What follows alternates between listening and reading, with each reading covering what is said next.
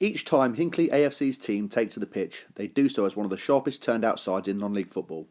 In this special feature, we take a look behind the scenes at the man who makes that all possible, as we present HOWAY the Lad. Hinckley AFC kitman, Ian Nicol, better known to supporters as Geordie, gives us an insight into what a typical day's like for the average kitman, showing us some of the things that go on at all levels of the game, up and down the country, each and every weekend. I first got involved with Hinckley United through Gunny, believe it or not, because I was with him when he was doing Down Sports. Unfortunately, Down Sports packed in. Hinckley FC started up, which again, unfortunately, that went to the ground. And then we got involved with Hinckley United Football Club, with Gunny, working with Dean Thomas and the backroom staff there.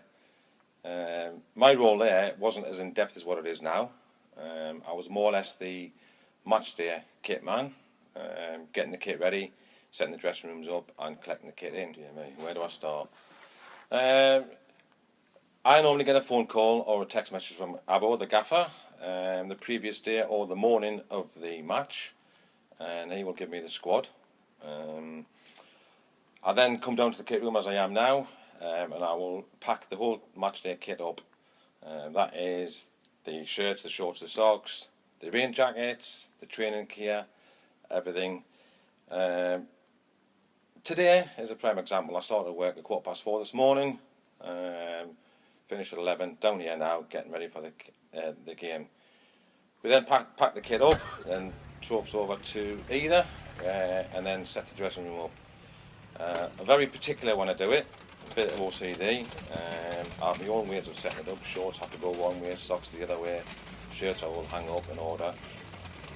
So I don't really like people getting involved with the setting up of the kit room on a match day. Obviously, you see a lot of banter in the dressing room in there with the guys.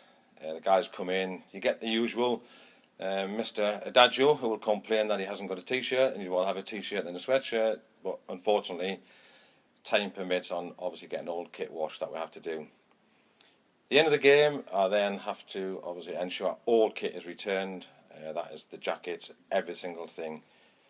Each player has their own squad number, so we know who's whatever squad, so obviously I'll mark down if there's a squad number missing, I'll chase that person.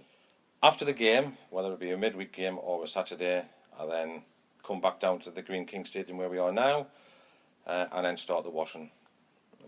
I shall put 3 washers in after a game, set the washing machines away and then leave it. The next day I shall come back again the following morning, sometimes 4:30 in the mornings, depending on what shift I am at work, to take the wash out, hang all that up in kit order and then put the next kit into wash. And depending on how much kit actually needs washing, whether all the training kit or the jackets need washing, it'll be another trip down the following day to do exactly the same. It's pretty manic in here after the game. Obviously there's one thing I do ask the players to do, and that is to return the kit onto the bench in the middle of the dressing room the right way around. That's the shirts, the shorts, the socks. And to be fair, any player that doesn't do it, it gets thrown back to them and they do put the shirts the right way around. This kit's not too bad obviously because you've got the red and the blue, but the away kit is a nightmare. As you can imagine, a white kit on a muddy day like this, and it can take anywhere up to 6 hours just to get the shorts clean. But overall, it shouldn't be too bad in here today. To be fair, this setup, I don't think you'll find any setup as what we've got here in this league, or even the league above us, that'll match what we've got. The players are well looked after, the players look after the kit also, so it's a two-way thing. And it's pretty good, in fact it's damn good, but I love it. People ask why I do it. At the end of the day, somebody has to do it, and I enjoy it. And I've got a lot of respect from the players and the gaffer for how much work I actually do for the lads.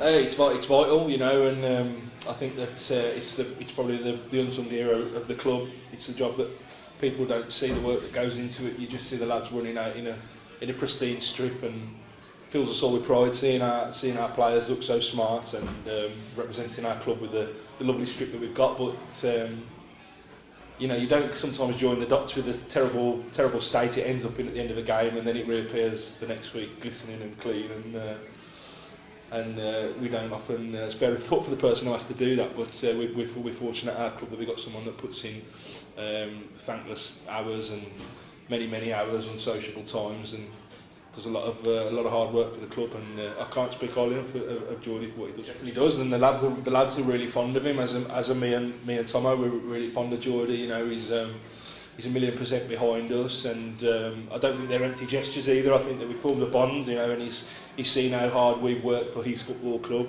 He's passionate about this football club, and you know, he's really bought into our management team ethos that we've tried to form, you know, and I know he's proud to be a part of it, and you know, as I say, we hold him in the highest of regard, the highest of esteem.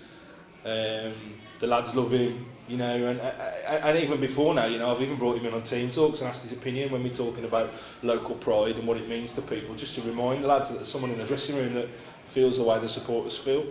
And yeah, he's a great guy and a real asset to the football club, and I wouldn't like to be without him, to be honest. I love it, and I've said before, the gaffer and his backroom staff, you won't find anybody more committed to this club than anybody. They've got it in their blood, and they want the best from this club, and we're only doing it for the fans. The fans are brilliant, so we do it for you, and as we've said, it's for the love of it. We don't get paid, it's all for the love of it.